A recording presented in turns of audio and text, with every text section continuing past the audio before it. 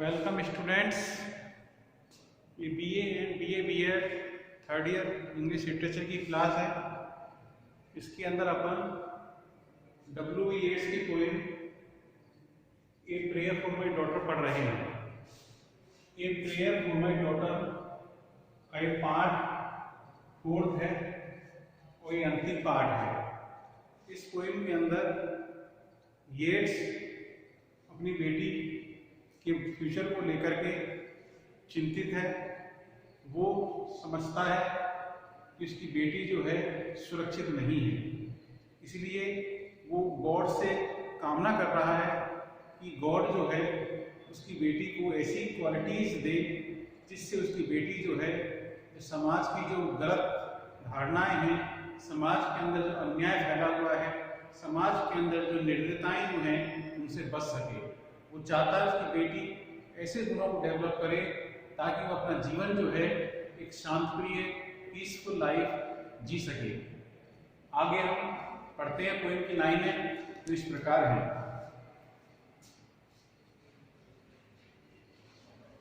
An intellectual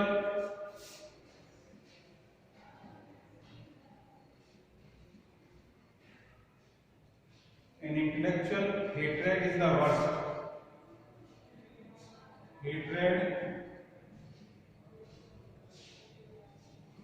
is the worst. So let her think.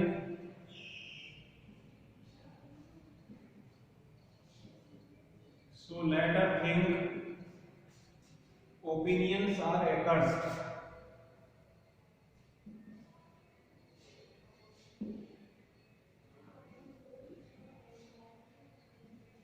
Opinions are accursed. Have I not seen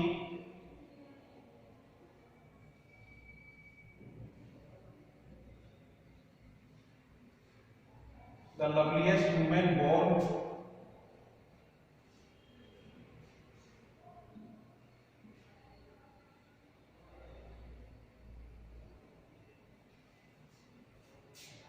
Out of the mouth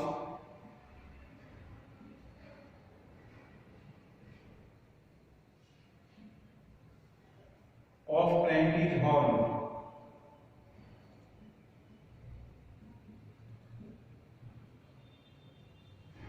Of plaintive horn. Because of her opinionated mind,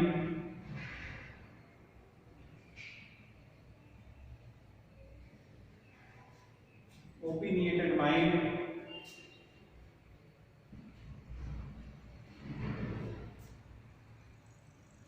barter that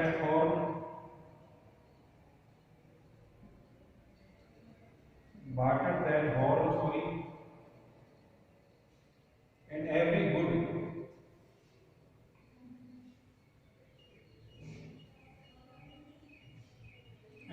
good by quiet natures understood, by quiet natures understood. For old blows o'er and old billows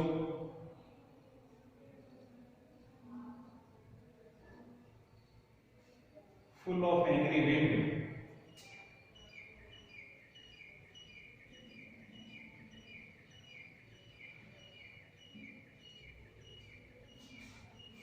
poet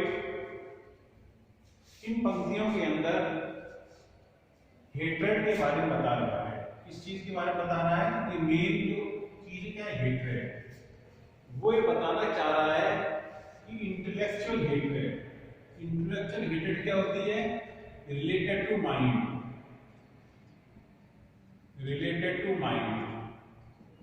वो नफरत जो हमारे mind से जुड़ी है is the worst, वो सबसे खराब है। वो नफरत जो हमारे माइंड से जुड़ी होती है, जिस चीज को लेकर के अपने मन में किसी के प्रति हम नफरत यदि बना लेते हैं तो वो सबसे खराब होती है। Let her think opinions are actors, वो चाहता है उसकी बेटी जो है वो ये समझे कि दूसरों की जो ओपिनियंस जो होती हैं, ओपिनियंस माने धारणाएं, राय, आर एक्टर्स, वो हमेशा क्या होती हैं, अभिशापित होती हैं, खराब होती हैं। कोई भी कहना चाह रहा है दूसरों के बारे में यदि हम ऐसी धारणाएं बना लें जिससे हमारे मन में यदि नफरत है कि नफरत पैदा होती है, तो इस तरह की धारणाएं जो होती हैं वो हमेशा खराब होती हैं, वो हमारे लिए हितकर नहीं होती हैं। पोइट अपने अब एक्सपीरियंस को बता रहा है, have I not seen the loveliest women, वो बताने की कोशिश कर रहा है मैंने लवलीएस्ट माने सुंदर से सुंदर महिलाओं को देखा है, बॉर्न जो जन्म लेती हैं, out of the mouth of plenty's horn, इसका मतलब क्या है, in rich family, in rich family. मैंने देखा है बहुत सी औरतों को, बहुत सी महिलाओं को जो अमीर परिवार के अंदर जन्म लेती हैं, लेकिन होता क्या है, because of an opinionated mind, opinionated mind का मतलब जिद्दी दिमाग, ऑब्स्टिनेट माइंड, ऑब्स्टिनेट माइंड, जिद्दी दिमाग, कौन सा दिमाग, माइंड फुल ऑफ हेट्रेड, वो दिमाग जो नफरत, ईगो से परिपूर्ण है, इसके अंदर ईगो भरा हुआ है, हेट्रेड भरी हुई है। जिद्दी दिमाग के कारण क्या होता है, बार्टर, बार्टर माने डेस्ट्रॉय, वो नष्ट कर देती है। किसे नष्ट कर देती है, दैट हॉर्न, उस ब्यूटी को, हॉर्न माने ब्यूटी, यहाँ पर जो गॉड ने उनको अच्छे कुल में पैदा करके जो उनको सुंदरता दी है, जो एक सम्मान दिया है, उस चीज को वो नष्ट कर देती हैं अपने जिद्दी दिमाग के कारण, दूसरों के प्रति गलत धारणाओं के कारण। Every good by quiet natures understood, और वो हर अच्छाई, हर अच्छाई जिसे हम क्वाइट नेचर्स, शांत नेचर से समझी जा सकती, वो अच्छाई जो शांत नेचर से समझी जा सकती है, लेकिन होता क्या है, वो चीजें क्या हो जाती है, नष्ट हो जाती हैं। An old bellows, bellows one roars, दहाड़, फुल ऑफ एंग्री विंड, जिस तरह तेज हवा चलती है और दहाड़ मचाती है, वो हर चीज को नष्ट कर देती है, उसी तरह मन के अंदर भी यदि किसी तरह की गलत धारणाएं हैं, दूसरों के प्रति यदि हमारे मन में नफरत है, तो हमारे अंदर की सारी ब्यूटी जो है वो समाप्त हो जाती है। पोइट इन लाइनों के माध्यम से अपनी बेटी को कोई सलाह देना चाहता है, गॉड से चाहता है उसकी बेटी जो है वो नफरतहीन बने, उसकी बेटी के अंदर कोई नफरत पैदा न हो। और पोइट ये कहना चाह रहा है, वे औरतें जिनके अंदर नफरत होती है, जो जिद्दी दिमाग की होती हैं, चाहे गॉड ने उनको कितनी ही ब्यूटी क्यों न दे दी हो, चाहे गॉड ने उनको कितने ही उच्च कुल में पैदा क्यों न कर दिया हो, वो सारी ब्यूटी जो है, वो सारी उच्च कुल का जो है, वो उनके जिद्दी स्वभाव के कारण, लोगों के प्रति नफरत के कारण, मन में ईगो के कारण वो क्या हो जाती है, नष्ट हो जाती है। आगे बढ़ते हैं।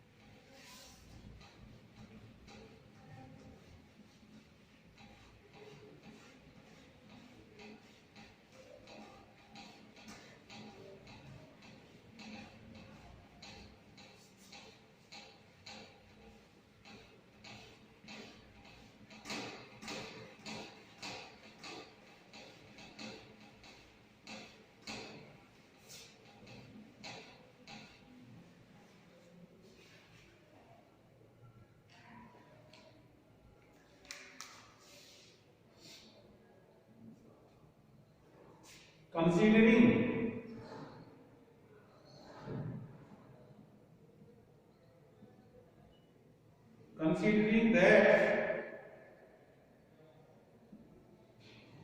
all hatred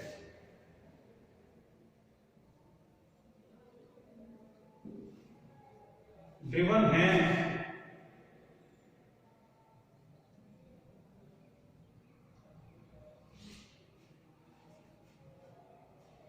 the soul recovers, the soul recovers radical innocence,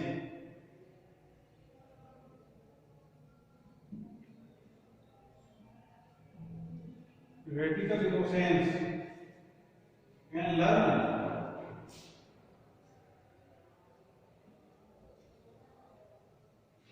at last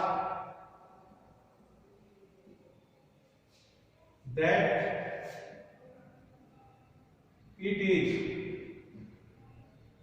self-delighting,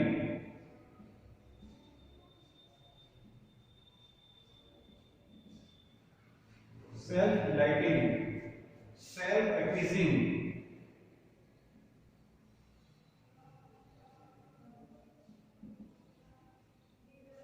self-affrighting,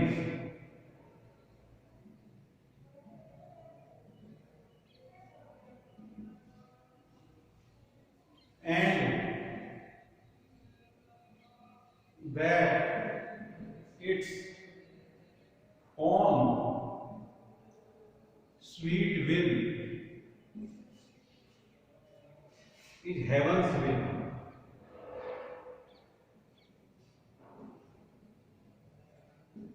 In heaven's will, she can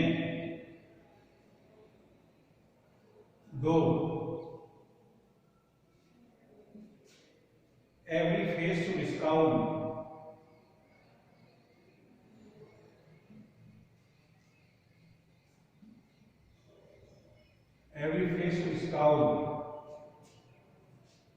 and every wind quarter howl.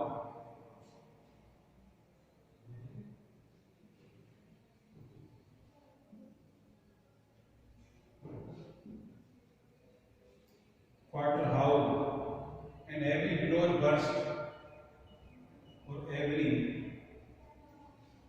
billows burst, be happy still.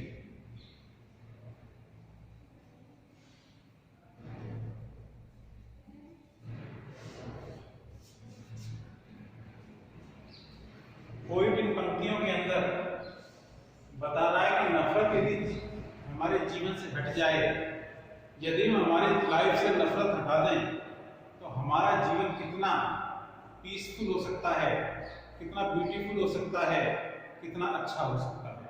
तो पोइट कह रहा है कंसीडरिंग माने विचार करना, all hatred driven hands, driven माने out, बाहर कर देना, हैंड्स माने इसलिए यदि हमारे मन से जितनी भी हेट्रेड है, यदि हम उस हेट्रेड को हटा दें तो क्या होगा? सोल रिकवर्स, सोल को प्राप्त होगा रेडिकल माने नेचुरल, इनोसेंस माने सिंपलिसिटी। तो हमारी सोल को एक नेचुरल सिंपलिसिटी जो होती है वो प्राप्त हो जाएगी।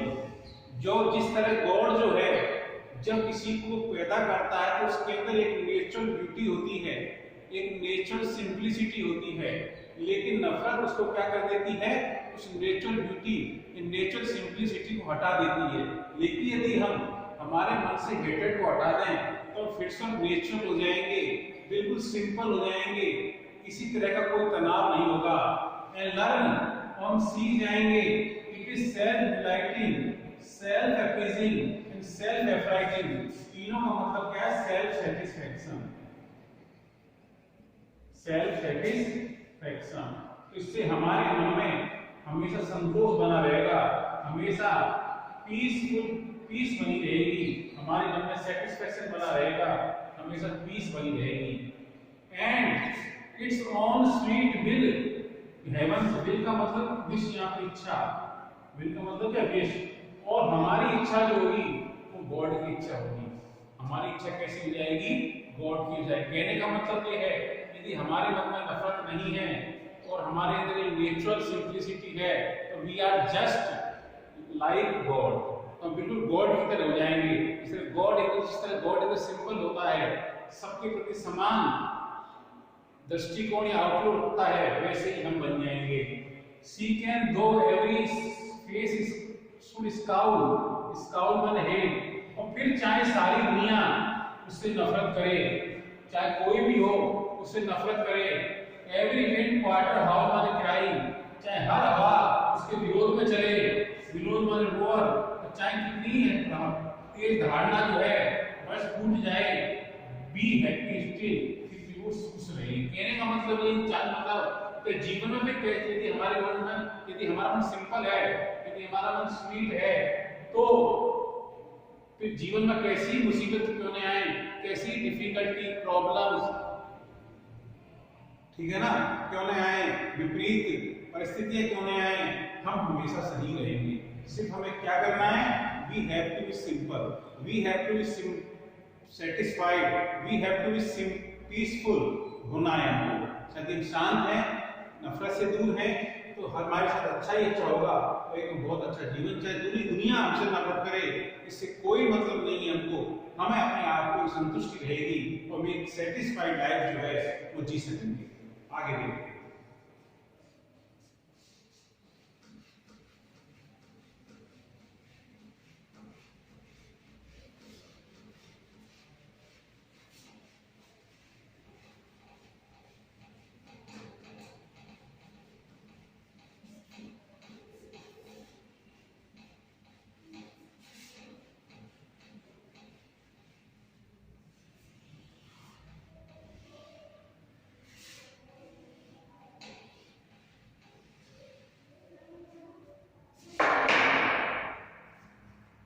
ये अंतिम पहला है, and may be,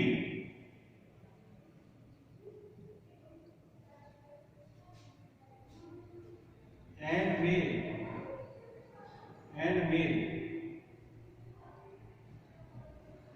and may her bridegroom bring her to a house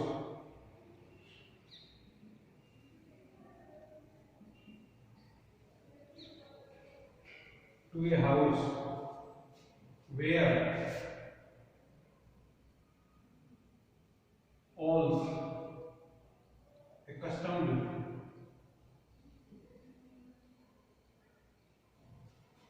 ceremonies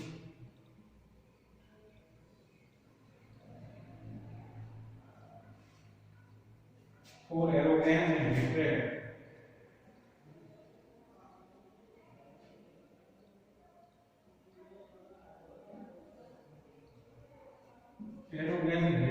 are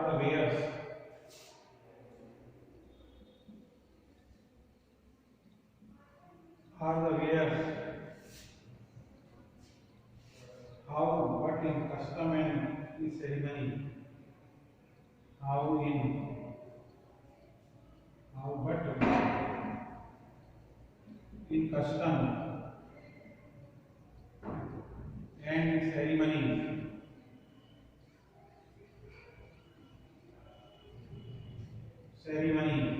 are innocence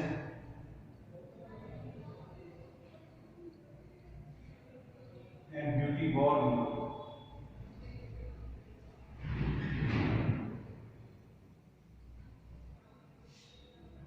Ceremony name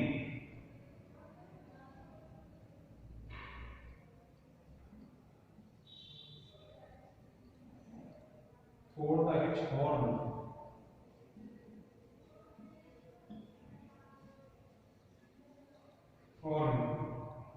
and custom for the spreading voluntary and custom for the spreading voluntary। ये अंतिम पंक्तियां हैं। इन पंक्तियों के अंदर पोइट जो है ये बताने की कोशिश कर रहा है कि उसकी बेटी जब बड़ी होगी तो उसकी विवाह कहाँ होगा, कैसे होगा, किस परिवार में होगा, ये बातें बताने की कोशिश की जा रही है। पोइट कहता है वो चाहता है कि उसकी बेटी जो है, ब्राइड ग्रूम जो है, उसकी बेटी इस शादी ऐसे ब्राइडग्रूम से हो, bring her to a house, मतलब उसकी शादी ऐसे ब्राइडग्रूम से हो, ऐसा ब्राइडग्रूम उसको शादी करे तो उसको ऐसे घर में लेकर जाए, जिससे भी उसकी शादी हो तो उसको ऐसे घर में लेकर जाए। कहाँ? वेयर ऑल एक्स्टम्ड सेरेमनी, जहाँ सभी तरह की एक्स्टम्ड सेरेमनी का मतलब ट्रेडिशंस, जहाँ सभी प्रकार की ट्रेडिशंस जो होती हैं उनको फॉलो किया जाता है। चाहता है कि उसके बेटे का विवाह ऐसे परिवार में हो, ऐसी फैमिली में हो जहाँ सभी प्रकार की परंपराओं का निर्वाह किया जाता है। और एरोगेंस माने घमंड, ईगो, और ईगो जैसी चीज जिसमें ईगो जो होती है, हेटेड नफरत जो होती है, बेयर्स का मतलब सिंपल थिंग्स, सिंपल थिंग्स, यानी कि जहाँ ईगो हो या नफरत हो, ये सब चीजें जो कैसी होती हैं, साधारण चीजें होती हैं, उनके परिवार में इन चीजों का कोई महत्व नहीं होता है। But in custom and ceremony, सिर्फ वहां तो कस्टम एंड सेरेमनी का मतलब ट्रेडिशंस को ही मतलब बल दिया जाता है। उस परिवार के अंदर परंपराएं जो हैं, रीति रिवाज हैं, उनको ही वहां पर बल दिया जाता है, उनको ही फोर्स दी जाती है। और इनोसेंस एंड ब्यूटी बोर्न, और ऐसी परिवार के अंदर हमेशा इनोसेंस मतलब सिंपलिसिटी होती है, साधारणता, ब्यूटी जो होती है बॉन्ड मतलब पैदा देती है, कहने का मतलब है जो अच्छे लोग होते हैं, सिंपल ब्यूटी जो होती है, नेचुरल ब्यूटी जो होती है, पूरी परिवार में पैदा होती है, जब सेरेमनीज को फॉलो किया जाता है या कस्टम्स को फॉलो किया जाता है। Ceremonies main for the rich born, क्योंकि जो अमीर लोग होते हैं, जहाँ परंपराओं का निर्वाह किया जाता है, वही मतलब कस्टम, जहाँ रीति रिवाजों को फॉलो किया जाता है, उस वहीं पर स्प्रेडिंग लॉयल्टी, मतलब ऐसा पेट में खुशियां फैलाता है, वहीं उसी परिवार के अंदर खुशी आती है। लॉयल्टी का मतलब ऐसा पेट तो यहाँ खुशियां फैलाता है, जो लोगों को फल ही फल देता है, जो लोगों को आनंद देता है, लोगों के जीवन को प्रॉस्पर कर देता है। कहने का मतलब ये है, इन पंक्तियों के द्वारा कोई कहना चाहता है, वो चाहता है कि उसकी बेटी ऐसे परिवार में जाए, उसकी शादी ऐसे व्यक्ति से हो जिस परिवार में परंपराओं का निर्वाह किया जाता है, जहाँ ट्रेडिशंस होती हैं, कस्टम और रीति रिवाज होते हैं, उनको फॉलो किया जाता है। और कोई ये भी कहना चाहता है, जिस परिवार के अंदर ट्रेडिशंस को फॉलो किया जाता है, वही सच्ची ब्यूटी, जो ट्रू ब्यूटी जो होती है, वो जन्म लेती है। और उस परिवार की तुलना उस लॉयल्टी से कर रहा है, जो हमेशा जीवन में खुशी देता है और सारी मुसीबतों को दूर करता है। तो कोई सिंपल पोएम थी, काफी लंबी पोएम थी, 4 पार्ट में खत्म हुई है। एक पार्ट करके आप इसको सीक्वेंस में इन सभी पार्ट्स को देखें और समझें, ठीक है। That's all for this class, short class थी।